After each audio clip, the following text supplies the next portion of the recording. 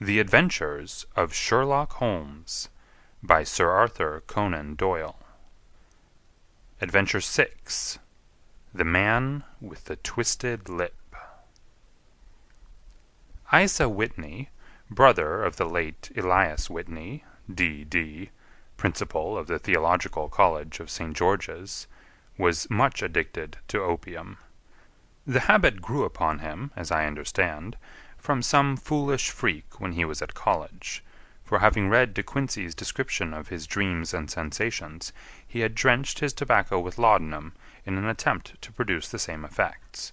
He found, as so many more have done, that the practice is easier to attain than to get rid of, and for many years he continued to be a slave to the drug, an object of mingled horror and pity to his friends and relatives. I can see him now, with yellow, pasty face, drooping lids, and pinpoint pupils, all huddled in a chair, the wreck and ruin of a noble man. One night, it was in June, '89, there came a ring to my bell, about the hour when a man gives his first yawn and glances at the clock. I sat up in my chair, and my wife laid her needlework down in her lap and made a little face of disappointment. "A patient," said she. "You'll have to go out." I groaned, for I was newly come back from a weary day. We heard the door open, a few hurried words, and then quick steps upon the linoleum. Our own door flew open, and a lady, clad in some dark-colored stuff, with a black veil, entered the room. "You will excuse me calling so late," she began. And then, suddenly losing her self-control, she ran forward, threw her arms about my wife's neck, and sobbed upon her shoulder. "Oh, I'm in such trouble," she cried. "I do so want a little help." "Why," said my wife, pulling up her veil, "it is Kate Whitney. How you startled me, Kate. I had not an idea who you were when you came in." "I didn't know what to do, so I came straight to you." That was always the way. Folk who were in grief came to my wife, like birds to a lighthouse. "It was very sweet of you to come. Now, you must have some wine and water, and sit here comfortably and tell us all about it. Or should you rather that I sent James off to bed?" "Oh, no, no, I want the doctor's advice and help, too. It's about Isa. He has not been home for 2 days. I'm so frightened about him." It was not the first time that she had spoken to us of her husband's trouble, to me as a doctor, to my wife as an old friend and school companion.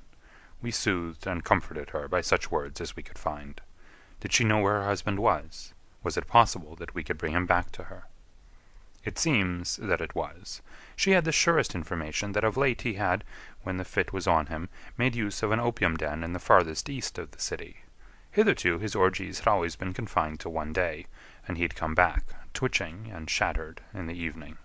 But now the spell had been upon him 48 hours, and he lay there, doubtless among the dregs of the docks, breathing in the poison or sleeping off the effects.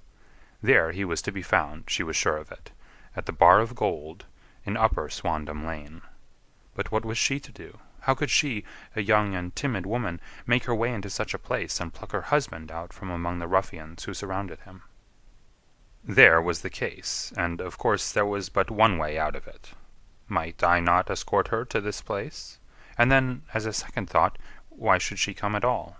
I was Isa Whitney's medical adviser, and as such I had influence over him. I could manage it better if I were alone. I promised her on my word that I would send him home in a cab within 2 hours if he were indeed at the address which she had given me. And so in 10 minutes I had left my armchair and cheery sitting-room behind me, and was speeding eastward in a hansom on a strange errand, as it seemed to me at the time, though the future only could show how strange it was to be. But there was no great difficulty in the first stage of my adventure. Upper Swandam Lane is a vile alley, lurking behind the high wharves which line the north side of the river to the east of London Bridge. Between a slop-shop and a gin-shop, approached by a steep flight of steps leading down to a black gap like the mouth of a cave, I found the den of which I was in search. Ordering my cab to wait, I passed down the steps, worn hollow in the centre by the ceaseless tread of drunken feet, and by the light of a flickering oil lamp above the door, I found the latch and made my way into a long, low room, thick and heavy with the brown opium smoke, and terraced with wooden berths, like the forecastle of an emigrant ship. Through the gloom one could dimly catch a glimpse of bodies lying in strange, fantastic poses, bowed shoulders, bent knees, heads thrown back, and chins pointing upward, with here and there a dark, lack-lustre eye turned upon the newcomer. Out of the black shadows there glimmered little red circles of light, now bright, now faint, as the burning poison waxed or waned in the bowls of the metal pipes. The most lay silent, but some muttered to themselves, and others talked together in a strange, low, monotonous voice, their conversation coming in gushes, and then suddenly tailing off into silence, each mumbling out his own thoughts and paying little heed to the words of his neighbor. At the farther end was a small brazier of burning charcoal, beside which, on a three-legged wooden stool, there sat a tall, thin old man, with his jaw resting upon his two fists, and his elbows upon his knees, staring into the fire. As I entered, a sallow Malay attendant had hurried up with a pipe for me and a supply of the drug, beckoning me to an empty berth. "Thank you, I have not come to stay," said I. "There is a friend of mine here, Mr. Isa Whitney, and I wish to speak with him." There was a movement and an exclamation from my right, and peering through the gloom I saw Whitney, pale, haggard, and unkempt, staring out at me. "My God, it's Watson," said he. He was in a pitiable state of reaction, with every nerve in a twitter. "I say, Watson, what o'clock is it?" "Nearly 11." "Of what day?"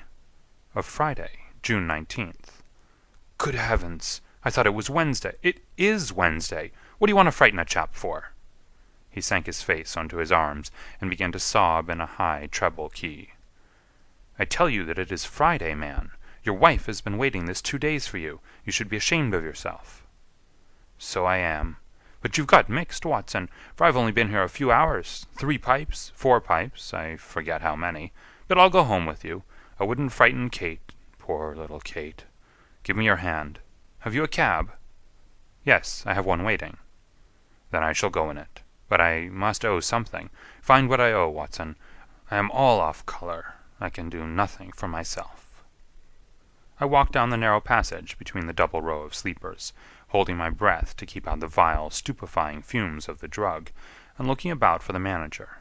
As I passed the tall man who sat by the brazier, I felt a sudden pluck at my skirt, and a low voice whispered, "Walk past me, and then look back at me." The words fell quite distinctly upon my ear. I glanced down.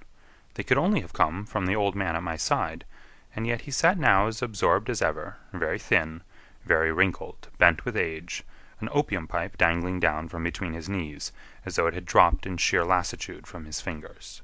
I took 2 steps forward and looked back. It took all my self-control to prevent me from breaking out into a cry of astonishment. He had turned his back so that none could see him but I. His form had filled out, his wrinkles were gone, the dull eyes had regained their fire, and there, sitting by the fire and grinning at my surprise, was none other than Sherlock Holmes. He made a slight motion to me to approach him, and instantly, as he turned his face half round to the company once more, subsided into a doddering, loose-lipped senility. "Holmes," I whispered, "what on earth are you doing in this den?" "As low as you can," he answered. "I have excellent ears. If you would have the great kindness to get rid of that sottish friend of yours, I should be exceedingly glad to have a little talk with you." "I have a cab outside." "Then pray send him home in it.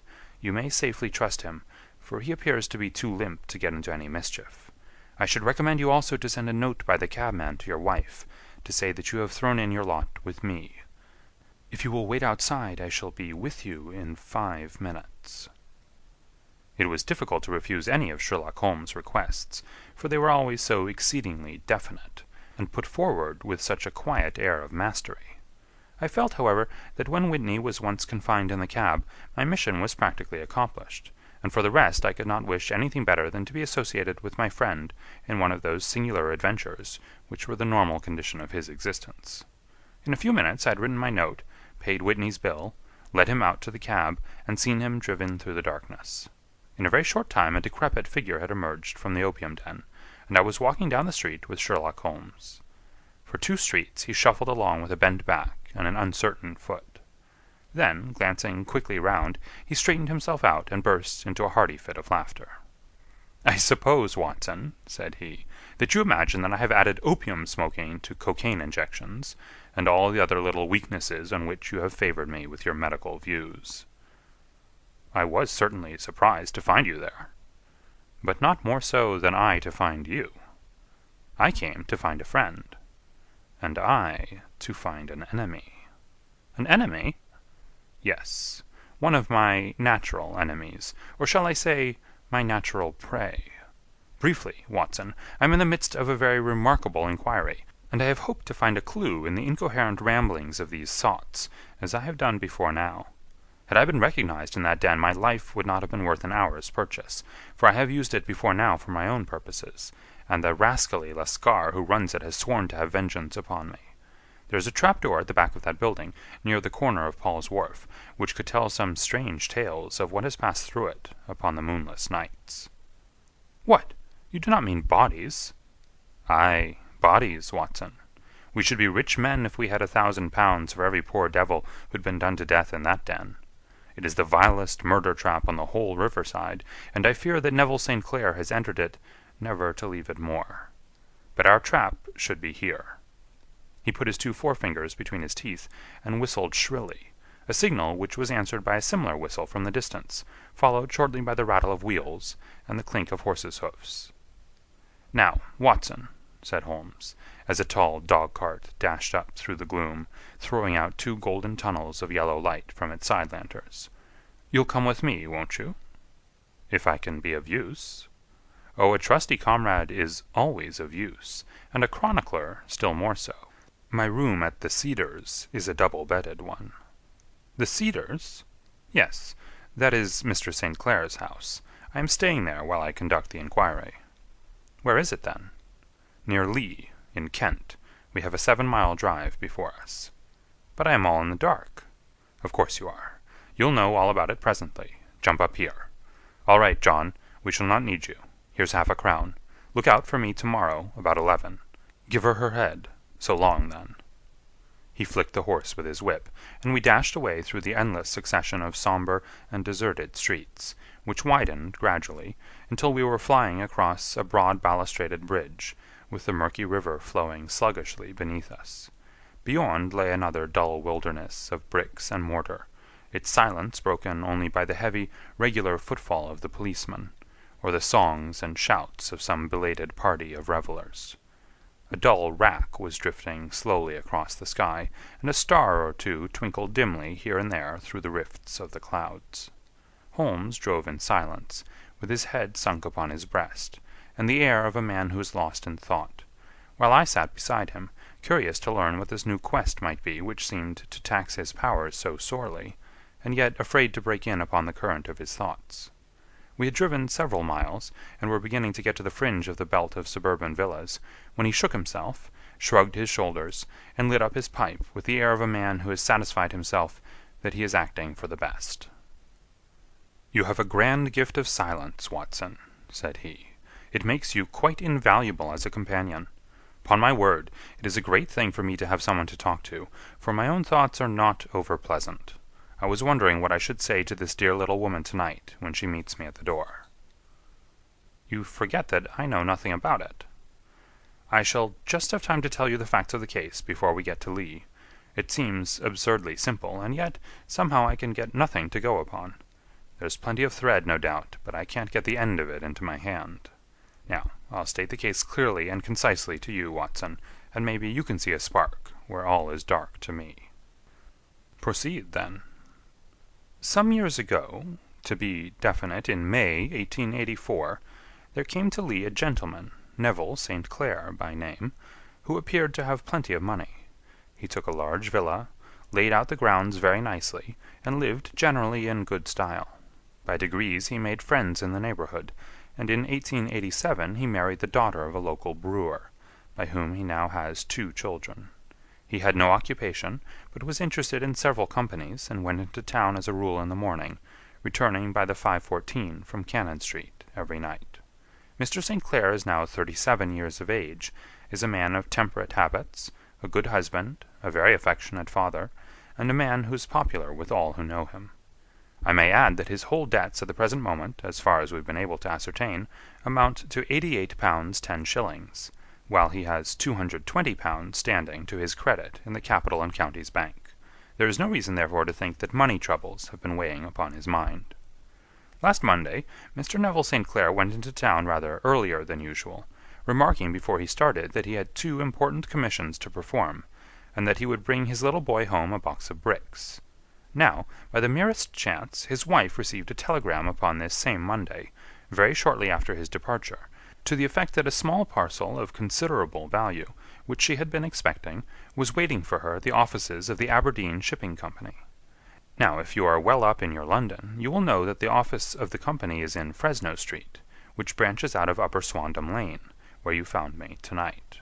Mrs. St. Clair had her lunch, started for the city, did some shopping, proceeded to the company's office, got her packet, and found herself at exactly 4:35 walking through Swandam Lane on her way back to the station. Have you followed me so far? It is very clear. If you remember, Monday was an exceedingly hot day, and Mrs. St. Clair walked slowly, glancing about in the hope of seeing a cab, as she did not like the neighborhood in which she found herself. While she was walking in this way down Swandam Lane, she suddenly heard an ejaculation or cry, and was struck cold to see her husband looking down at her, and, as it seemed to her, beckoning to her from a second-floor window. The window was open, and she distinctly saw his face, which she describes as being terribly agitated. He waved his hands frantically to her, and then vanished from the window so suddenly that it seemed to her that he had been plucked back by some irresistible force from behind. One singular point, which struck her quite feminine eye, was that although he wore some dark coat, such as he had started to town in, he had on neither collar nor necktie. Convinced that something was amiss with him, she rushed down the steps, for the house was none other than the opium den in which you found me tonight, and running through the front room she attempted to ascend the stairs which led to the first floor. At the foot of the stairs, however, she met this Lascar scoundrel of whom I have spoken, who thrust her back and, aided by a Dane, who acts as assistant there, pushed her out into the street. Filled with the most maddening doubts and fears, she rushed down the lane, and by rare good fortune met in Fresno Street a number of constables with an inspector, all on their way to their beat. The inspector and 2 men accompanied her back, and in spite of the continued resistance of the proprietor, they made their way up to the room in which Mr. St. Clair had last been seen. There was no sign of him there. In fact, in the whole of that floor there was no one to be seen save a crippled wretch of hideous aspect, who it seems made his home there. Both he and the Lascar stoutly swore that no one else had been in the front room during the afternoon. So determined was their denial that the inspector was staggered, and had almost come to believe that Mrs. St. Clair had been deluded when, with a cry, she sprang at a small deal-box which lay upon the table and tore the lid from it. Out there fell a cascade of children's bricks. It was the toy which he had promised to bring home. This discovery, and the evident confusion which the cripple showed, made the inspector realize that the matter was serious. The rooms were carefully examined, and results all pointed to an abominable crime. The front room was plainly furnished as a sitting-room, and led into a small bedroom, which looked out upon the back of one of the wharves. Between the wharf and the bedroom window is a narrow strip, which is dry at low tide, but is covered at high tide with at least 4½ feet of water. The bedroom window was a broad one, and opened from below. On examination, traces of blood were to be seen upon the window-sill, and several scattered drops were visible upon the wooden floor of the bedroom. Thrust away behind a curtain, in the front room, were all the clothes of Mr. Neville St. Clair, with the exception of his coat. His boots, his socks, his hat, and his watch, all were there. There were no signs of violence upon any of these garments, and there were no other traces of Mr. Neville St. Clair. Out of the window he must apparently have gone, for no other exit could be discovered, and the ominous bloodstains upon the sill gave little promise that he could save himself by swimming, for the tide was at its very highest at the moment of the tragedy. And now as to the villains who seemed to be immediately implicated in the matter. The Lascar was known to be a man of the vilest antecedents, but as, by Mrs. St. Clair's story, he was known to have been at the foot of the stair within a very few seconds of her husband's appearance at the window, he could hardly have been more than an accessory to the crime. His defense was one of absolute ignorance, and he protested that he had no knowledge as to the doings of Hugh Boone, his lodger, and that he could not account in any way for the presence of the missing gentleman's clothes. So much for the Lascar manager. Now for this sinister cripple who lives upon the second floor of the opium den, and who was certainly the last human being whose eyes rested upon Neville St. Clair. His name is Hugh Boone, and his hideous face is one which is familiar to every man who goes much to the city. He is a professional beggar, though in order to avoid the police regulations he pretends to a small trade in wax vestas. Some little distance down Threadneedle Street, upon the left-hand side, there is, as you may have remarked, a small angle in the wall. Here it is that this creature takes his daily seat, cross-legged with his tiny stock of matches on his lap, and as he is a piteous spectacle, a small rain of charity descends into the greasy leather cap which lies upon the pavement beside him.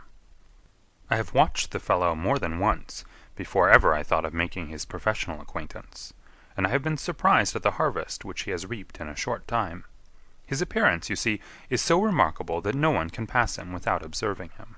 A shock of orange hair, a pale face disfigured by a horrible scar, which by its contraction has turned up the outer edges of his upper lip, a bulldog chin, and a pair of very penetrating dark eyes, which present a singular contrast to the color of his hair, all mark him out from amid the common crowd of mendicants, and so too does his wit, for he is ever ready with a reply to any piece of chaff which may be thrown at him by the passers-by. This is the man whom we now learn to have been the lodger at the opium den, and to have been the last man to see the gentleman of whom we are in quest. "But a cripple," said I, "what could he have done single-handed against a man in the prime of life?" "He is a cripple in the sense that he walks with a limp, but in other respects he appears to be a powerful and well-nurtured man. Surely your medical experience would tell you, Watson, that weakness in one limb is often compensated for by exceptional strength in the others. Pray, continue your narrative." Mrs. St. Clair had fainted at the sight of the blood upon the window, and she was escorted home in a cab by the police, as her presence could be of no help to them in their investigations. Inspector Barton, who had charge of the case, made a very careful examination of the premises, but without finding anything which threw any light upon the matter. One mistake had been made in not arresting Boone instantly, as he was allowed some few minutes during which he might have communicated with his friend the Lascar. But this fault was soon remedied, and he was seized and searched, without anything being found which could incriminate him. There were, it is true, some blood-stains upon his right shirt-sleeve, but he pointed to his ring finger, which had been cut near the nail, and explained that the bleeding came from there, adding that he had been to the window not long before, and that the stains which had been observed there came doubtless from the same source. He denied strenuously having ever seen Mr. Neville St. Clair, and swore that the presence of the clothes in his room was as much a mystery to him as to the police. As to Mrs. St. Clair's assertion that she had actually seen her husband at the window, he declared that she must have been either mad or dreaming. He was removed, loudly protesting, to the police station, while the inspector remained upon the premises in the hope that the ebbing tide might afford some fresh clue. And it did, though they hardly found upon the mud-bank what they had feared to find. It was Neville St. Clair's coat, and not Neville St. Clair, which lay uncovered as the tide receded. And what do you think they found in the pockets? I cannot imagine. No, I don't think you would guess. Every pocket stuffed with pennies and halfpennies, 421 pennies and 270 halfpennies.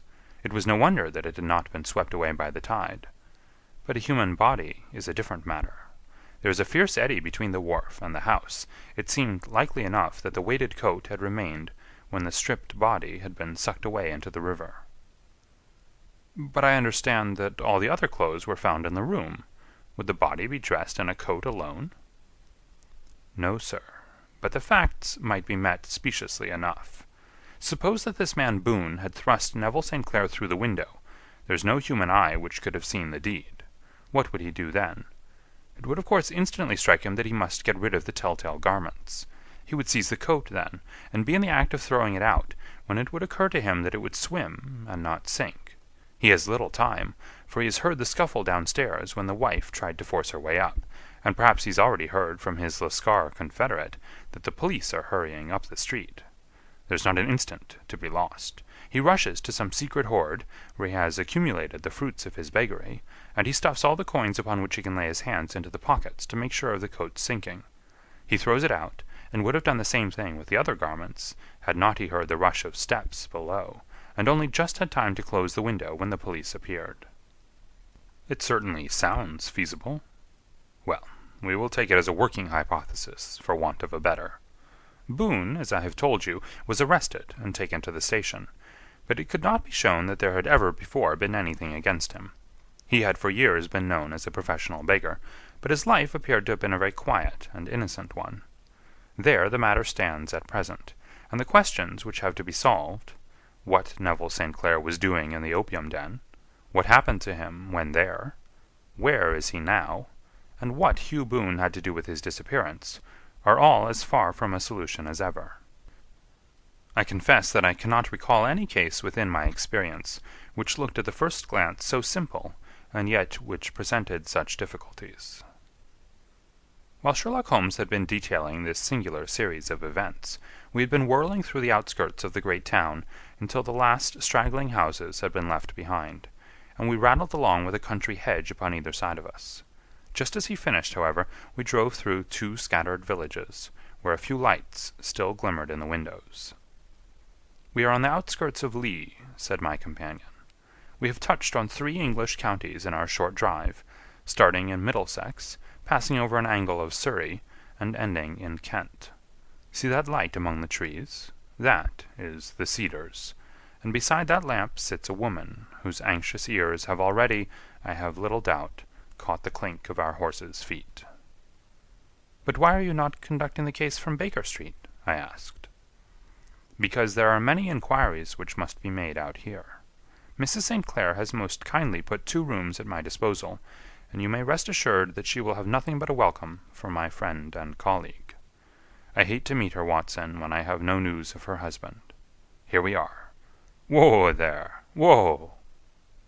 We had pulled up in front of a large villa, which stood within its own grounds. A stable boy had run out to the horse's head, and springing down, I followed Holmes up the small, winding gravel drive which led to the house. As we approached, the door flew open, and a little blonde woman stood in the opening, clad in some sort of light mousseline de soie, with a touch of fluffy pink chiffon at her neck and wrists.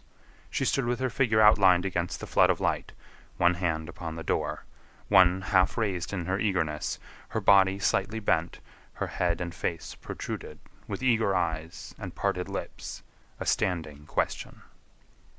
"Well?" she cried. "Well?" And then, seeing that there were 2 of us, she gave a cry of hope, which sank into a groan as she saw that my companion shook his head and shrugged his shoulders. "No good news?" "None." "No bad?" "No." "Thank God for that. But come in, you must be weary, for you have had a long day." "This is my friend, Dr. Watson. He's been of most vital use to me in several of my cases, and a lucky chance has made it possible for me to bring him out and associate him with this investigation." "I am delighted to see you," said she, pressing my hand warmly. "You will, I am sure, forgive anything that may be wanting in our arrangements, when you consider the blow which has come so suddenly upon us."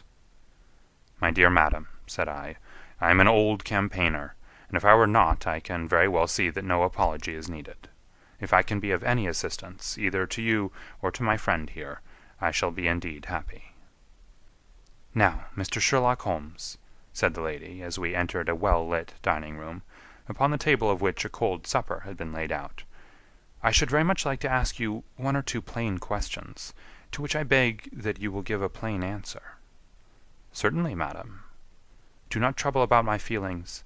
I am not hysterical, nor given to fainting. I simply wish to hear your real opinion."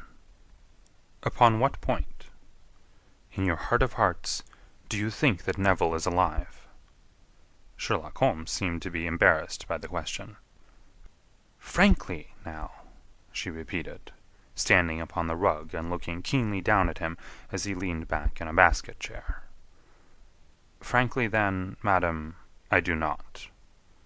"You think that he is dead?" "I do." Murdered? I don't say that. Perhaps. And on what day did he meet his death? On Monday. Then perhaps, Mr. Holmes, you will be good enough to explain how it is that I have received a letter from him today. Sherlock Holmes sprang out of his chair as if he'd been galvanized. What? He roared. Yes, today. She stood smiling, holding up a little slip of paper in the air. May I see it? Certainly. He snatched it from her in his eagerness, and smoothing it out upon the table, he drew over the lamp and examined it intently. I had left my chair and was gazing at it over his shoulder. The envelope was a very coarse one, and was stamped with the Gravesend postmark, and with the date of that very day, or rather of the day before, for it was considerably after midnight. Coarse writing, murmured Holmes. Surely this is not your husband's writing, madam? No, but the enclosure is. I perceive also that whoever addressed the envelope had to go and inquire as to the address. How can you tell that? The name, you see, is in perfectly black ink, which has dried itself. The rest is of the grayish color, which shows that blotting paper has been used. If it had been written straight off, and then blotted, none would be of a deep black shade. This man has written the name, and there has then been a pause before he wrote the address, which can only mean that he was not familiar with it. It is, of course, a trifle, but there is nothing so important as trifles. Let us now see the letter. Ha! There's been an enclosure here. Yes, there was a ring, his signet ring. And you are sure that this is your husband's hand? One of his hands? One? His hand when he wrote hurriedly. It is very unlike his usual writing, and yet I know it well. Dearest, do not be frightened. All will come well. There is a huge error which it may take some little time to rectify. Wait in patience. Neville. Written in pencil upon the fly-leaf of a book, octavo size, no watermark. Posted today in Gravesend by a man with a dirty thumb. Ha! And the flap has been gummed, if I'm not very much in error, by a person who had been chewing tobacco. And you have no doubt that it is your husband's hand, madam? None. Neville wrote those words. And they were posted today at Gravesend. Well, Mrs. St. Clair, the clouds lighten, though I should not venture to say that the danger is over. But he must be alive, Mr. Holmes. Unless this is a clever forgery to put us on the wrong scent. The ring, after all, proves nothing. It may have been taken from him. No, it is his very own writing. Very well. It may, however, have been written on Monday, and only posted today. That is possible. If so, much may have happened between. Oh, but you must not discourage me, Mr. Holmes. I know that all is well with him. There is so keen a sympathy between us that I should know if evil came upon him. On the very day that I saw him last, he cut himself in the bedroom, and yet I, in the dining-room, rushed upstairs instantly with the utmost certainty that something had happened. Do you think that I would respond to such a trifle, and yet be ignorant of his death? I have seen too much not to know that the impression of a woman may be more valuable than the conclusion of an analytical reasoner. And in this letter you certainly have a very strong piece of evidence to corroborate your view. But if your husband is alive and able to write letters, why should he remain away from you? I cannot imagine. It is unthinkable. And on Monday he made no remarks before leaving you? No. And you were surprised to see him in Swandam Lane? Very much so. Was the window open? Yes. Then he might have called to you. He might. He only, as I understand, gave an inarticulate cry. Yes. A call for help, you thought? Yes. He waved his hands. But it might have been a cry of surprise. Astonishment at the unexpected sight of you might cause him to throw up his hands? It is possible. And you thought he was pulled back. He disappeared so suddenly. He might have leaped back. You did not see anyone else in the room? "No, but this horrible man confessed to having been there, and the Lascar was at the foot of the stairs." "Quite so. Your husband, as far as you could see, had his ordinary clothes on?" "But without his collar or tie. I distinctly saw his bare throat." "Had he ever spoken of Swandam Lane?" "Never." "Had he ever showed any signs of having taken opium?" "Never." "Thank you, Mrs. St. Clair. Those are the principal points about which I wished to be absolutely clear. We shall now have a little supper, and then retire, for we may have a very busy day tomorrow." A large and comfortable double-bedded room had been placed at our disposal, and I was quickly between the sheets, for I was weary after my night of adventure. Sherlock Holmes was a man, however, who, when he had an unsolved problem upon his mind, would go for days, and even for a week, without rest, turning it over, rearranging his facts, looking at it from every point of view, until he had either fathomed it, or convinced himself that his data were insufficient. It was soon evident to me that he was now preparing for an all-night sitting. He took off his coat and waistcoat, put on a large blue dressing-gown, and then wandered about the room collecting pillows from his bed, and cushions from the sofa and armchairs. With these he constructed a sort of Eastern divan, upon which he perched himself, cross-legged, with an ounce of shag tobacco and a box of matches laid out in front of him. In the dim light of the lamp I saw him sitting there, an old briar pipe between his lips, his eyes fixed vacantly upon the corner of the ceiling, the blue smoke curling up from him, silent, motionless, with the light shining upon his strong-set, aquiline features. So he sat as I dropped off to sleep, and so he sat when a sudden ejaculation caused me to wake up, and I found the summer sun shining into the apartment. The pipe was still between his lips, the smoke still curled upward, and the room was full of a dense tobacco haze, but nothing remained of the heap of shag which I had seen upon the previous night. "Awake, Watson?" he asked. "Yes." "Game for a morning drive?" "Certainly." "Then dress. No one is stirring yet, but I know where the stable-boy sleeps, and we shall soon have the trap out." He chuckled to himself as he spoke, his eyes twinkled, and he seemed a different man to the sombre thinker of the previous night. As I dressed I glanced at my watch. It was no wonder that no one was stirring. It was 25 minutes past 4. I'd hardly finished when Holmes returned with the news that the boy was putting in the horse. "I want to test a little theory of mine," said he, pulling on his boots. "I think, Watson, that you are now standing in the presence of one of the most absolute fools in Europe. I deserve to be kicked from here to Charing Cross, but I think I have the key of the affair now." "And where is it?" I asked, smiling. "In the bathroom," he answered. "Oh, yes, I'm not joking," he continued, seeing my look of incredulity. "I have just been there, and I have taken it out, and I have got it in this Gladstone bag. Come on, my boy, and we shall see whether it will not fit the lock."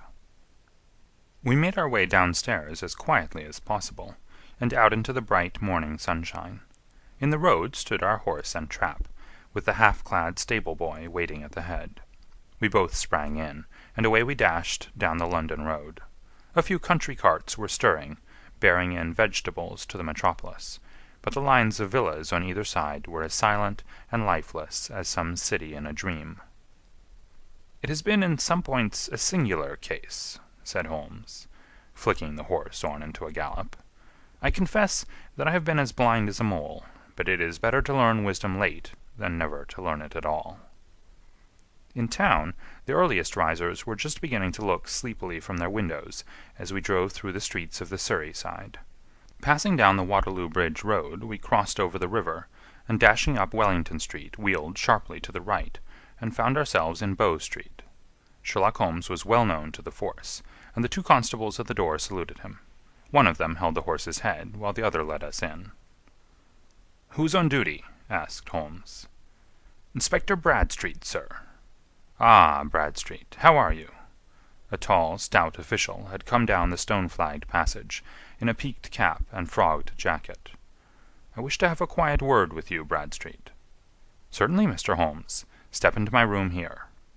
It was a small, office-like room, with a huge ledger upon the table and a telephone projecting from the wall. The inspector sat down at his desk. "What can I do for you, Mr. Holmes?" "I called about that beggarman, Boone, the one who was charged with being concerned in the disappearance of Mr. Neville St. Clair, of Lee." "Yes, he was brought up and remanded for further inquiries." "So I heard. You have him here?" "In the cells." "Is he quiet?" "Oh, he gives no trouble. But he's a dirty scoundrel." "Dirty?" "Yes, it's all we can do to make him wash his hands, and his face is as black as a tinker's. Well, when once his case has been settled, he will have a regular prison bath, and I think if you saw him, you would agree with me that he needed it." "I should like to see him very much." "Would you? That's easily done. Come this way. You can leave your bag." "No, I think that I'll take it." "Very good. Come this way, if you please." He led us down a passage, opened a barred door, passed down a winding stair, and brought us to a whitewashed corridor with a line of doors on each side. "The third on the right is his," said the inspector. "Here it is." He quietly shot back a panel in the upper part of the door, and glanced through.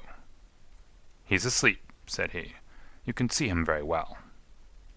We both put our eyes to the grating. The prisoner lay with his face towards us, in a very deep sleep, breathing slowly and heavily. He was a middle-sized man, coarsely clad as became his calling, with a colored shirt protruding through the rent in his tattered coat. He was, as the inspector had said, extremely dirty, but the grime which covered his face could not conceal its repulsive ugliness. A broad weal from an old scar ran right across it from eye to chin, and by its contraction had turned up one side of the upper lip, so that 3 teeth were exposed in a perpetual snarl. A shock of very bright red hair grew low over his eyes and forehead. "He's a beauty, isn't he?" said the inspector. "He certainly needs a wash," remarked Holmes. "I had an idea that he might, and I took the liberty of bringing the tools with me." He opened the Gladstone bag as he spoke, and took out, to my astonishment, a very large bath sponge. You're a funny one," chuckled the inspector. "Now, if you will have the great goodness to open that door very quietly, we will soon make him cut a much more respectable figure." "Well, I don't know why not," said the inspector. "He doesn't look a credit to the Bow Street cells, does he?" He slipped his key into the lock, and we all very quietly entered the cell. The sleeper half turned, and then settled down once more into a deep slumber. Holmes stooped to the water jug, moistened his sponge, and then rubbed it twice vigorously across and down the prisoner's face. "Let me introduce you," he shouted, "to Mr. Neville St. Clair, of Lee, in the county of Kent." Never in my life have I seen such a sight. The man's face peeled off under the sponge like the bark from a tree. Gone was the coarse brown tint. Gone, too, was the horrid scar which had seamed it across, and the twisted lip which had given the repulsive sneer to the face. A twitch brought away the tangled red hair, and there, sitting up in his bed, was a pale, sad-faced, refined-looking man, black-haired and smooth-skinned, rubbing his eyes and staring about him with sleepy bewilderment. Then, suddenly realizing the exposure, he broke into a scream and threw himself down with his face to the pillow. "Great heavens!" cried the inspector. "It is, indeed, the missing man. I know him from the photograph."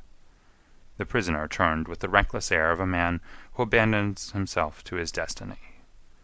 "Be it so," said he. "And pray, what am I charged with?" "With making away with Mr. Neville St. "Oh, come, you can't be charged with that unless they make a case of attempted suicide of it," said the inspector with a grin. "Well, I've been 27 years in the force, but this really takes the cake." "If I am Mr. Neville St. Clair, then it is obvious that no crime has been committed, and that therefore I am illegally detained." "No crime, but a very great error has been committed," said Holmes. "You would have done better to have trusted your wife." "It was not the wife, it was the children," groaned the prisoner. "God help me, I would not have them ashamed of their father. My God, what an exposure! What can I do?"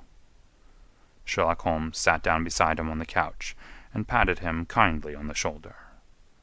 "If you leave it to a court of law to clear the matter up," said he, "of course you can hardly avoid publicity.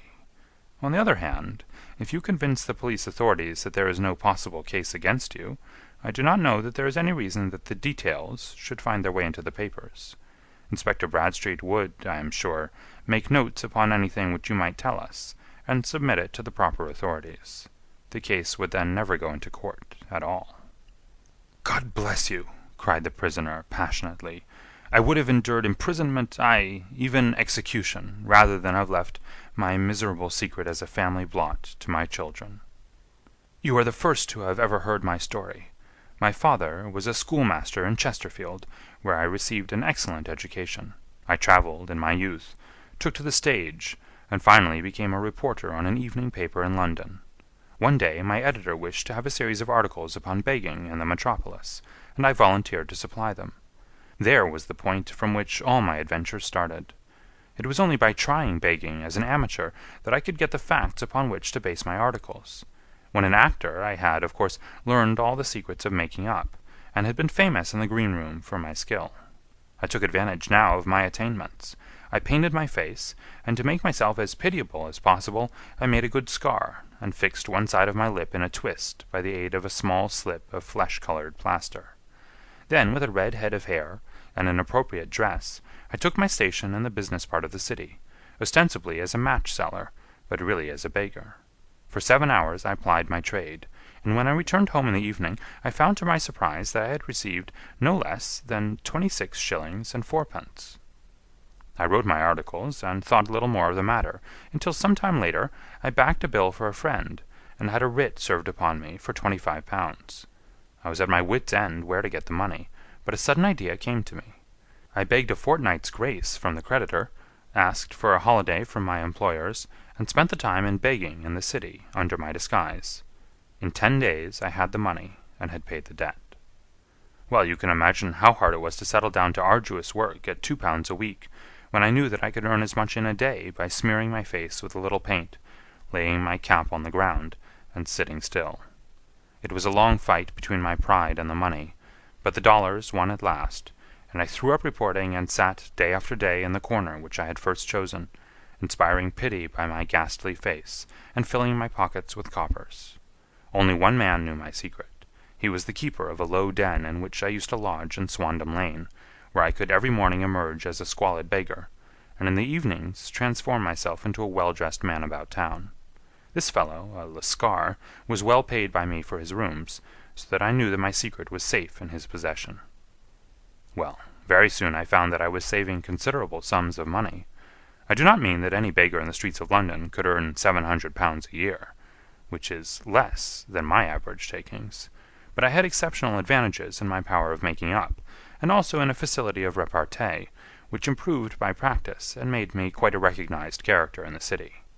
All day a stream of pennies, varied by silver, poured in upon me, and it was a very bad day in which I failed to take £2. As I grew richer I grew more ambitious, took a house in the country, and eventually married, without anyone having a suspicion as to my real occupation. My dear wife knew that I had business in the city. She little knew what.